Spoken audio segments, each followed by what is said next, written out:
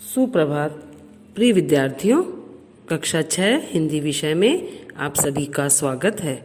बेटा, कल हमने हमारी व्याकरण पुस्तक कोपल के पाठ 2 वर्ण विचार का भाग 3 पढ़ा था। उसमें हमने समझा वर्तनी अर्थात स्पेलिंग किसे कहते हैं, है ना। वर्णों के परस्पर संयोग को हम वर्तनी कहते हैं। हमने जाना शुद्ध उच्चारण व लेखन के लिए हमें शुद्ध वर्तनी पर ध्यान देना होगा। ये अशुद्धियाँ होती हैं मात्रा संबंधी और व्यंजन संबंधी, है ना बेटा। और आज हम इसका भाग 4 पढ़ेंगे। इसमें हमें कुछ बिंदु याद रखने हैं। वर्ण भाषा की सबसे छोटी इकाई है। वर्ण वह ध्वनि है जिसके द्वारा टुकड़े संभव नहीं हैं, है ना। वर्ण भाषा की सबसे छोटी इकाई है और हम इसके टुकड़े नहीं कर सकते हैं। वर्णमाला वर्णों का क्रमबद्ध व्यवस्थित समूह है। वर्णों को क्रम में हम लिखेंगे और व्यवस्थित तरीके से लिखेंगे तो वह हमारी वर्णमाला कहलाती है।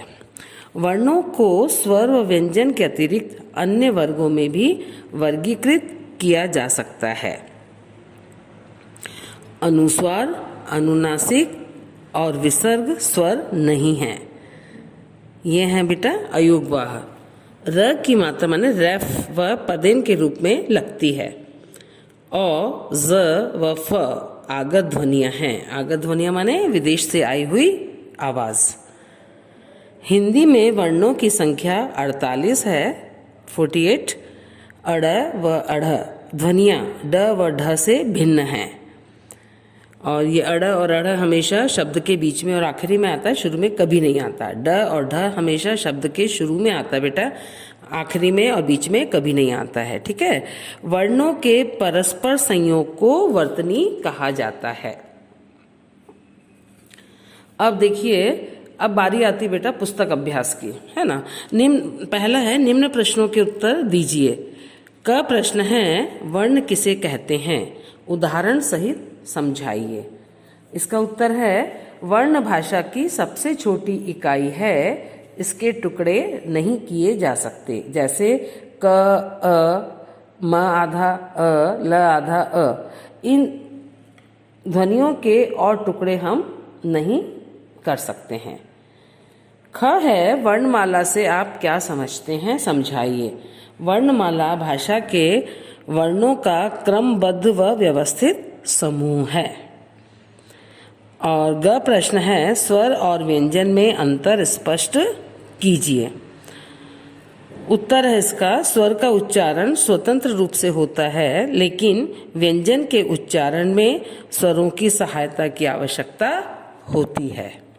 अब है बेटा प्रश्न घ, अनुस्वार व अनुनासिक में अंतर बताइए।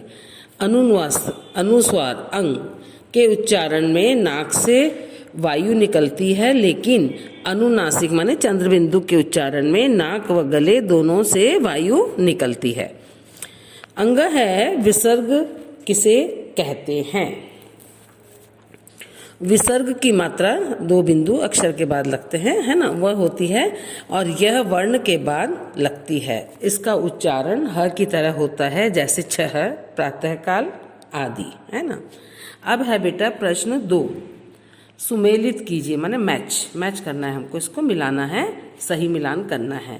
पहला है जिसके उच्चारण में ध्वनि नाक से निकलती है उसे क्या कहते हैं बेटा, अनुस्वार। तो घ पर आप नंबर 1 लिख लीजिए। नाक और मुंह दोनों से ध्वनि निकलती है तो वर्ण को हम क्या कहते हैं, अनुनासिक। तो ग पर आप नंबर 2 लगा लीजिए।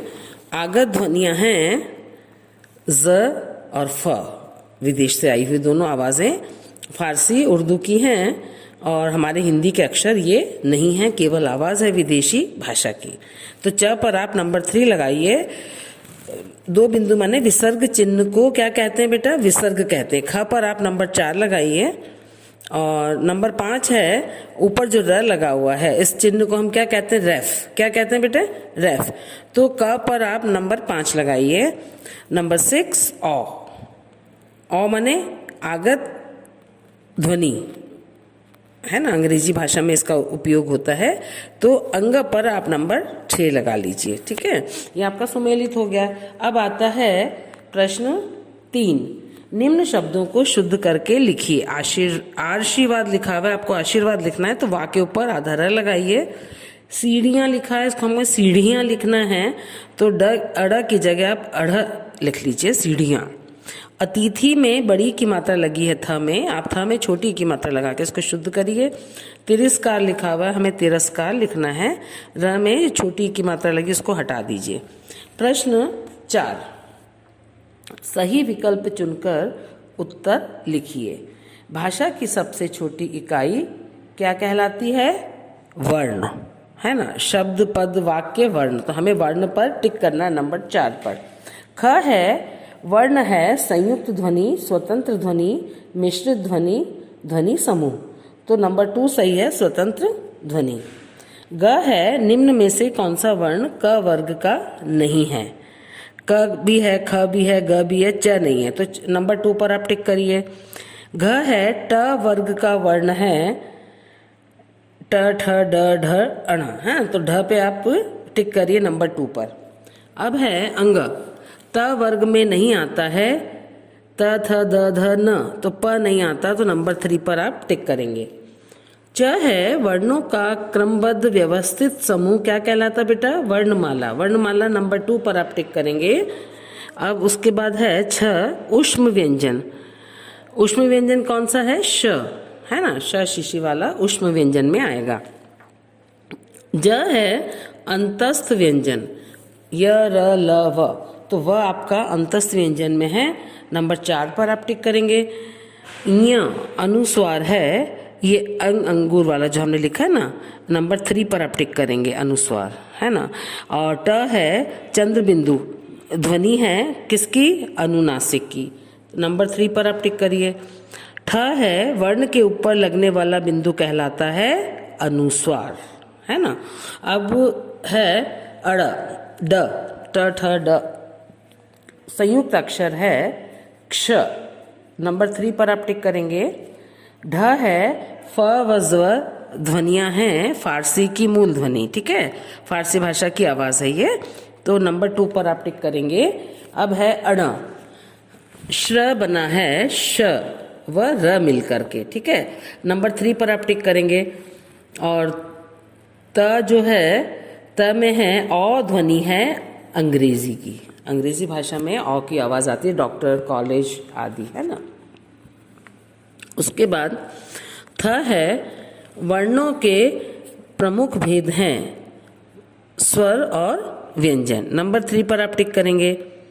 इसके बाद द है, वर्णों के परस्पर मेल को कहते हैं वर्तनी, वर्तनी माने स्पेलिंग, है ना, तो नंबर 2 पर आप टिक करेंगे।